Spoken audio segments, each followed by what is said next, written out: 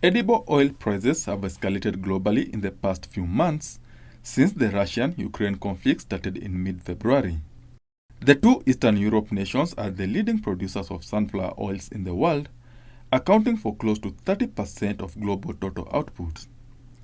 The prices are likely to further increase in the coming weeks after Indonesia, the largest producer of palm oil in the world, banned exports of crude palm oil due to scarcity.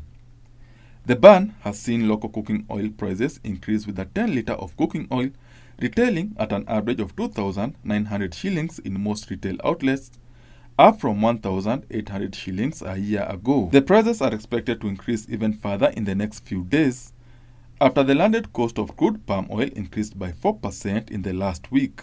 This week, edible oils processors are importing crude palm oil at 218,000 shillings per ton, up from 208,000 shillings last week. A section of edible oil processors say the ban will in the long run affect local prices.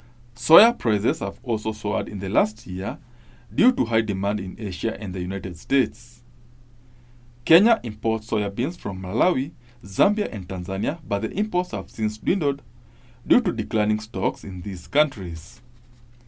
China has been mopping up soybeans from the region that has seen a kg of soya currently retail at 120 shillings from 90 shillings in December last year. Benson Rioba reporting for Lunchtime News.